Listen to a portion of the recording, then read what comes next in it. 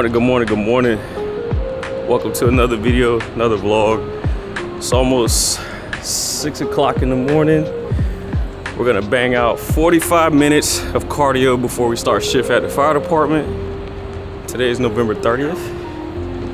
And a few days after Thanksgiving, so definitely need to burn some calories. But as you guys can see, the gym is empty. The cool thing about coming to the gym on base, you have 24-hour access. So if you have a CAT card, all you gotta do is scan in and you're good to go. So really there's no excuse. But I'm gonna go ahead and get 45 minutes on the Stairmasters, as you guys can see. And go ahead and get this day started, get the shift started, and I'll catch you guys on the next clip.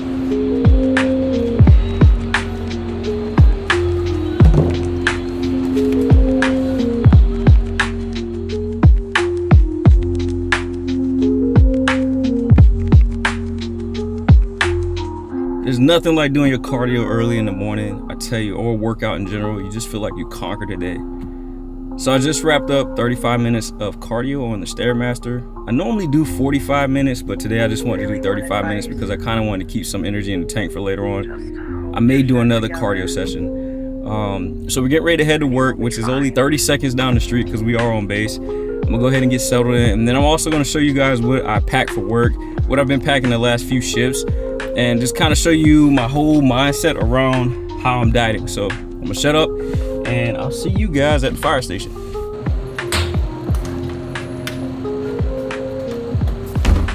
So let's talk about what I bring to work to eat when I'm on shift.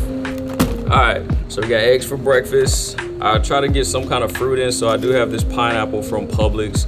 I try to buy the whole pineapple if I can, but since it's convenient, I have some pineapple. I usually eat this with my eggs. Butter, Kerrygold is what I use when I'm cooking. And then what I've been doing, I've been basically pre-packaging my protein sources. So this is tilapia fillets right here. And then we have these colossal shrimp, which I put 4 in a pack because the protein amount in these are crazy. A lot of protein, very small yield. And then we have 2 tilapia fillets. And then also, I got my vegetables for shift. And what I do is I normally just bring my carbs and cook them as needed. So I have some rice in my other bag. And then also we're gonna be doing steak tacos. So I brought in a couple steaks to add to the rest of the steaks that we're gonna have. So right now I've been eating a lot of fish, a lot of seafood. So I do have these tilapia fillets. What I do is buy like a couple pounds, season them the way I want, and then I vacuum seal them. I've also been eating like these colossal shrimp from Publix as well. Very big shrimp. I usually do about 4 in a pack.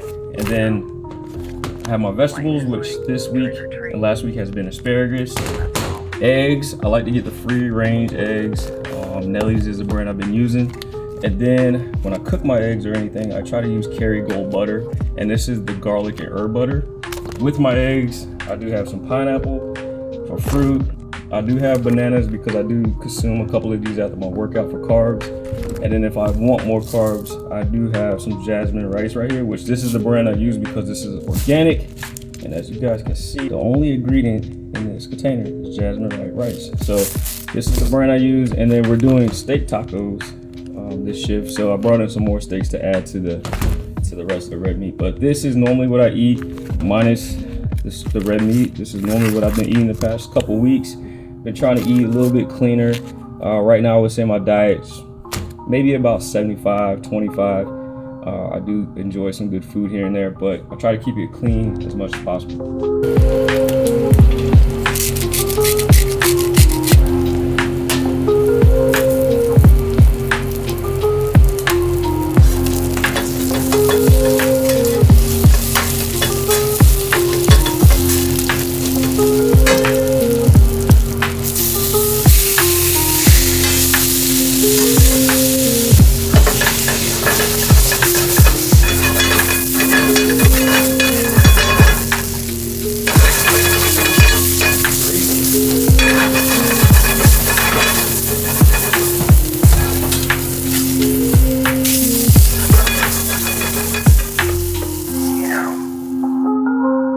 Life is like trick or treat. We're back in the gym. round number 2, getting ready to do light leg circuit. But before that, I'm gonna jump on the treadmill, probably do about 15-20 minutes on the treadmill, maybe a little longer. I'm gonna walk, probably jog 1 mile. So I'll probably walk a little bit, jog a mile, then walk some more. And then I'm gonna set up a few different exercises, and I'm gonna do a leg workout circuit. Now, for me, lately, probably the past few months, that's how I've been doing my leg workouts, is doing like one exercise, another one, and then another one. Do that for 3 rounds, but what I'll do is back to back, take like a 2-minute break, do another round, 2-minute break, another round, 2-minute break, and that's it. Normally those workouts last about 20-25 minutes, simply because I don't necessarily want big legs. I just want strong legs, and I want to make sure I have stamina in my legs. So if you want big legs, you might not want to take that approach. If you want to like build your legs up, again, you might not want to necessarily do that kind of training, because it's like a high intensity interval training. For me, it's like, hey, I just want strong legs, but I want endurance legs as well. So it ties into my overall goal, which is having an athletic physique. I'm someone who likes the athletic look, and I feel like it fits me and it fits my frame very well. So that's the physique that I'm trying to achieve. So with that being said, I'm gonna quit talking, because this is like the 3rd clip and my knees are freaking hurting. Trying to get these different angles for you guys. But yeah, I'm gonna quit talking, jump on this treadmill, get things started, put some music on, get in the moment.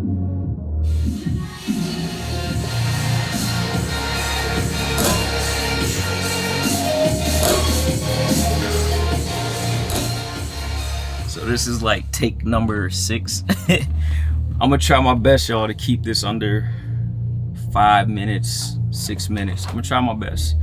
It's just so much, man. I don't want to miss out on everything. Getting that call September 11th was hard.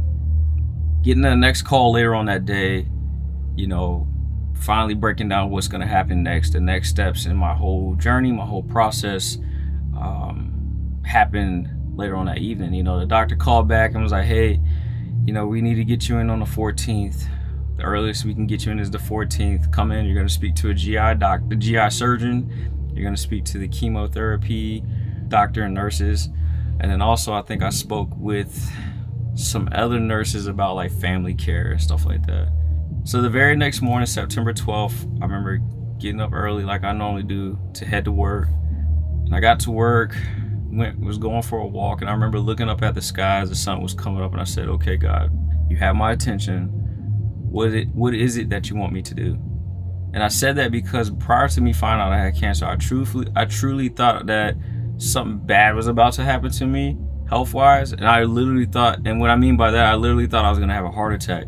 And I say that because prior to me finding out I had cancer, I was under a lot of stress through just normal life stuff, relationship stuff, work, just a lot of stress and pressure. But I've been going through that like the last few years leading up to this. And I just thought, I just could feel it in my soul that something was going to happen bad to me, health-wise. And I know that's probably hard to hear. It's hard for me to say, but it's the truth. And I remember laying down every night prior to finding out I had cancer, and just like, if I make it to the next day, thank you. You know, because I literally thought that every time I lay my head down on the pillow in the bed every night, I thought that was gonna be my last night. I thought I was just gonna have a heart attack in my sleep or something. So I'm walking, I'm looking up at the sky, and I just started thinking about all the variables in my life that I need to change, that I can change, you know, to relieve some of the stress and pressure in my life. If that was cutting off, you know, relationships, removing certain people out of my life, just saying, you know, no to certain things, whatever it is that I was going through is the things I started thinking about. I started thinking about my children. They played a huge role in like my drive. And I just accepted the fact that this is what I'm about to be going through. And I accepted this because I knew that God gives his toughest battles to his strongest soldiers. And I knew that God had a purpose for me. And the reason that we was able to find out that I had a mass, the reason that I'm able to get seen by a doctor so fast, the reason I have the resources to get this treatment is because God has a bigger purpose for me. It's either a mission he wants me to complete, or is a major blessing coming down the pipeline for me. And I feel like there's no way that God was gonna just say, hey, this is your time on earth is done, and then remove me. I felt like he has a major job for me to do.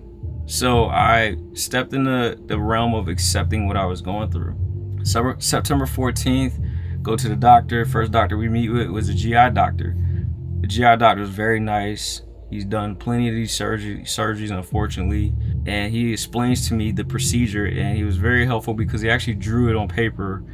And I still have the drawing of the procedure and what was going to happen. So that kind of made me felt really comfortable. There was a lot of risk associated with this procedure, and he shared that, and that was scary as well. But I felt really comfortable because he was confident.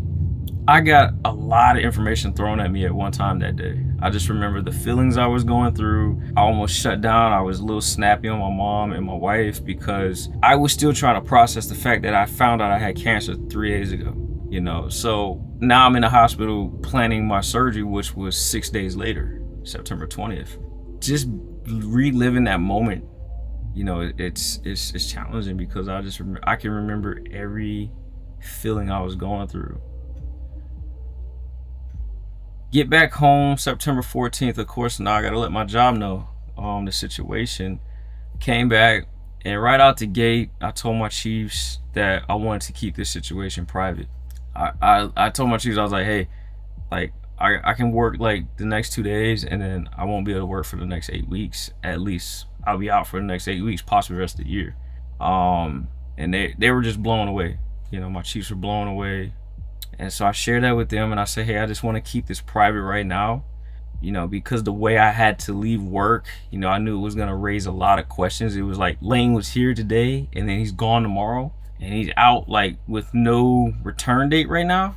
I know a lot of people were just going to get worried. So I told him to say, hey man, if they want to reach out and just check on me in a good way, then fine, but please don't probe, ask for any questions. Or ask any questions. So I worked 2 shifts before my surgery, and I shared it with a couple of close coworkers of mine, and they were sad.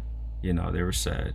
It really hit them, and it kind of hit me because seeing their faces and their reactions to it, they just were in disbelief, and I was like, I know how you guys feel because I was the same way when I found out.